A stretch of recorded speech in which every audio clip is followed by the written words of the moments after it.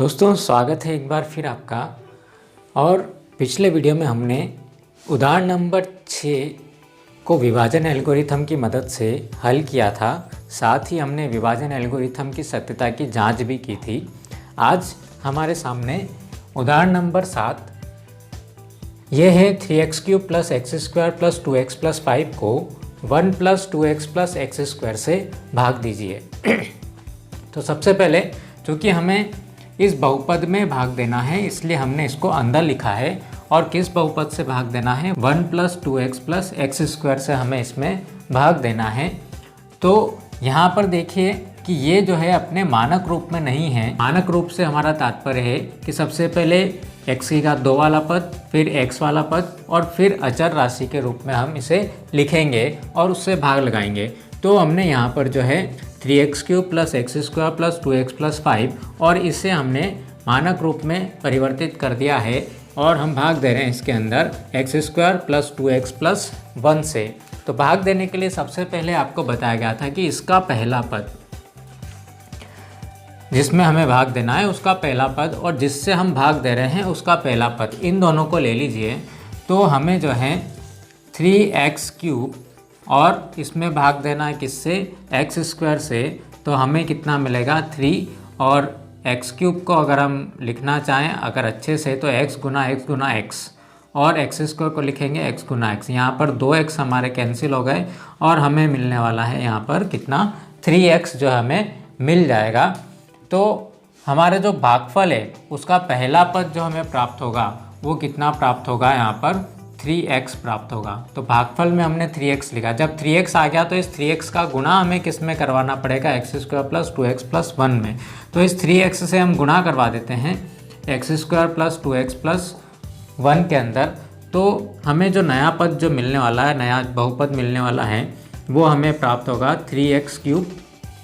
इसका गुणा करवाया हमने, इसका गुणा इसके अंदर करवाएंगे तो पहले अचर राशि का गुणा करवाइए, 3 दूना 6 हो गया और x का गुणा x में हुआ तो x² मिला, प्लस 3 का x का गुणा जो है 1 में हुआ तो 3x हमें मिला।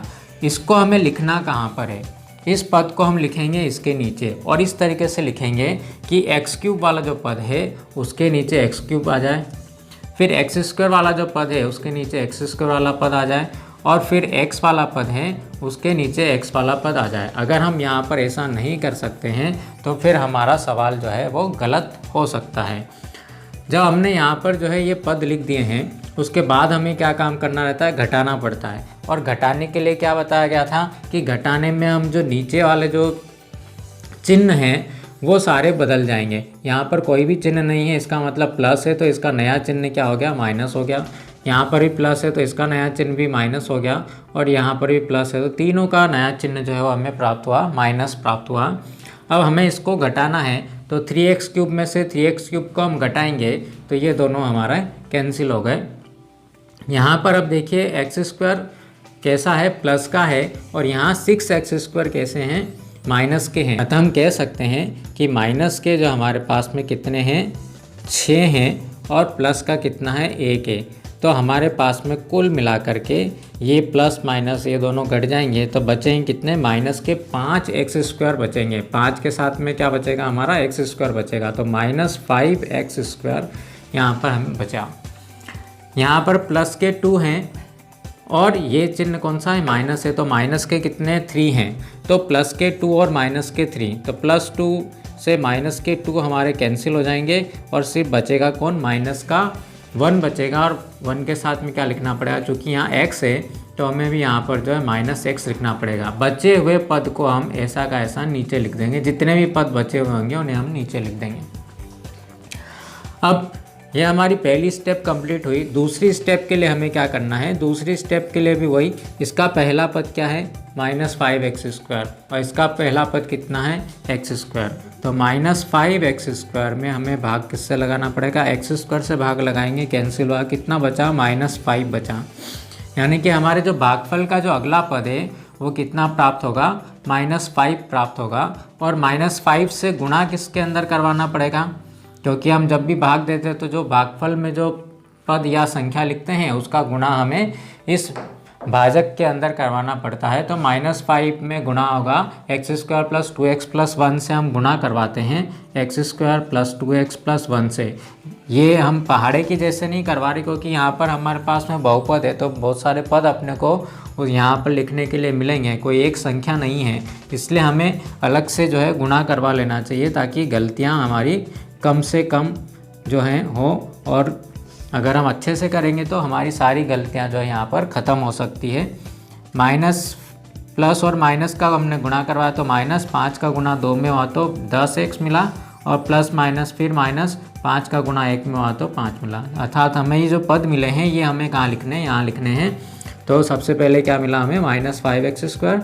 दूसरा पद जो मिलेगा वो कितना मिलेगा, 10x मिलेगा माइनस का, और यहाँ पर कितना मिला, -5 मिला। अब क्या करना है, घटाना है, फिर से वही काम, घटाना है तो चिन्ह बदलो। यहाँ पर माइनस है तो इसका नया चिन्ह प्लस हो गया, यहाँ पर भी प्लस हो गया, और यहाँ पर भी क्या हो गया, हमें प्लस प्राप्त हो गया। घटाइए आप तो -5x² + 5x² घट जाएगा। ठीक है, मैं यहाँ पर कट जाएगा नहीं बोल रहा हूँ, मैं क्या बोल रहा हूँ, यहाँ पर हमें घटाना है इसलिए घट जाएगा। और x माइनस का है, और ये जो 10 है हमारे पास में वो कौन से, प्लस के। 10 में से 10 में से 1 हम अगर माइनस करेंगे तो हमें मिलेगा कितना, 9 मिलेगा। ठीक है, और वो 9 भी कौन सा होगा, इसका बड़ी संख्या का चिन्ह कौन सा है, प्लस है, इसलिए 9 हमें प्राप्त हुआ। और 9 के साथ में क्या लिखना पड़ेगा, x लिखना पड़ेगा। यहाँ पर +5 और इसका नया चिन्ह भी कौन सा है, प्लस, दोनों ही प्लस के हैं, इसलिए 5 और 5 कितने हो गए, हमारे पास 10 हो गए। अगली स्टेप की बात करें तो चूँकि यहाँ पर हम जिससे भाग दे रहे हैं, जो भाजक हमारा है उसकी घात कितनी है, 2 है। अर्थात इसकी पूरे बहुपद की घात कितनी है, 2 है, और इस बहुपद की घात कितनी मिल गई हमारे पास में, 1। कब भाग देना बंद कर देते हम, कि जब जो हमारे पास में जिसमें हमें भाग देना है उसकी घात इसकी घात से, अर्थात भाजक की घात से अगर कम हो जाती है तो हम यहाँ पर भाग देना बंद कर देते हैं, और यहाँ लिख दें कि ये 3x - 5 जो प्राप्त हुआ हमें भागफल प्राप्त हुआ है, और ये कितना प्राप्त हुआ है, हमें शेषफल प्राप्त हुआ है।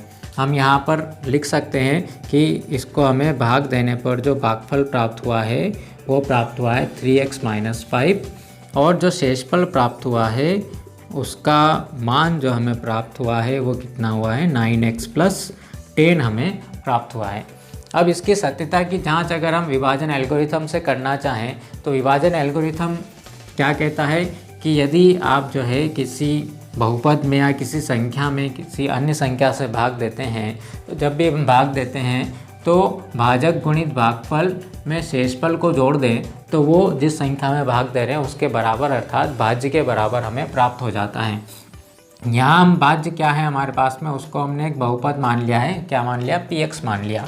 और भाजक कितना, जिससे हम भाग दे रहे थे x² + 2x + 1, तो हम यहाँ पर इसका मान लिख देते हैं x² + 2x + 1।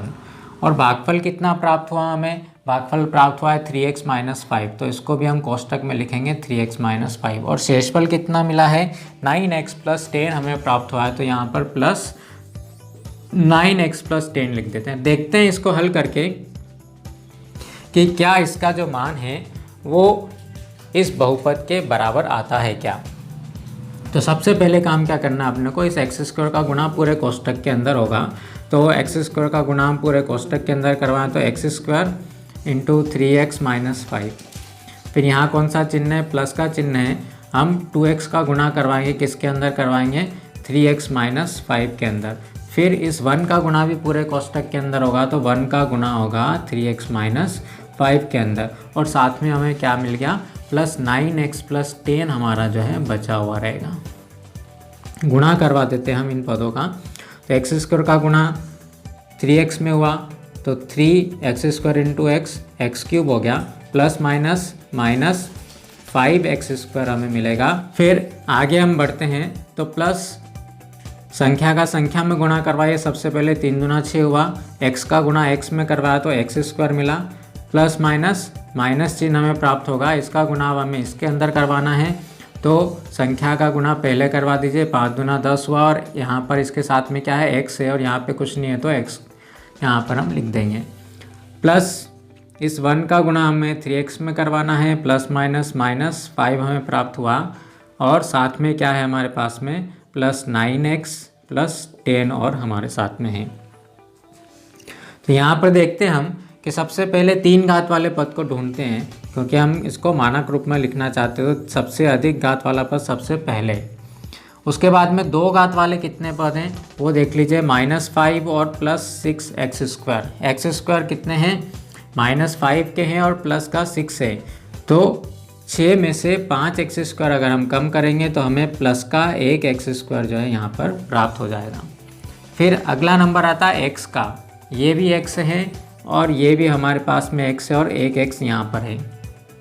तो कुल मिलाकर हमारे पास में प्लस वाले जो x हो रहे हैं वो कितने हो रहे हैं, 9 और 3 12x हो रहे हैं। चाहे तो हम यहाँ पर लिखते हैं 12x हो रहे हैं, और माइनस के कितने हो रहे हैं, 10x हो रहे हैं। माइनस के 10x, 12 में से 10 जाएंगे तो हमें कितने मिलेंगे, 2x मिलेंगे। कौन से मिलेंगे, इसका चिन्ह कौन सा है, प्लस है, तो हमें यहाँ पर जो है प्लस का 2x जो है प्राप्त हो जाएगा। इसके बाद में नंबर आता है अचर राशि का। तो अचर राशि यहाँ पे कितनी है, -5 है, और यहाँ पे कितनी है, +10 है। तो -5 और +10, 10 में से 5 जाएंगे तो आपको प्लस के 5 जो है प्राप्त होते हैं। तो यहाँ पर हमने इसको सरल कर लिया है। तो देखते हैं ये क्या हमारा बहुपद के बराबर आता है क्या। सबसे पहले 3x³ है, फिर x² है, फिर 2x है, फिर 5 है। अर्थात ये जो मान हमें प्राप्त हुआ है, विभाजन एल्गोरिथम की सत्यता की जांच हमारी इसमें हो गई है। यदि आपको वीडियो पसंद आया हो तो इसे लाइक कीजिए, अपने दोस्तों में शेयर कीजिए, और यदि आपने चैनल को अभी तक सब्सक्राइब नहीं किया है, नीचे जो सब्सक्राइब बटन है वो लाल रंग का आ रहा है, तो उस पर एक बार ज़रूर क्लिक कीजिए। धन्यवाद।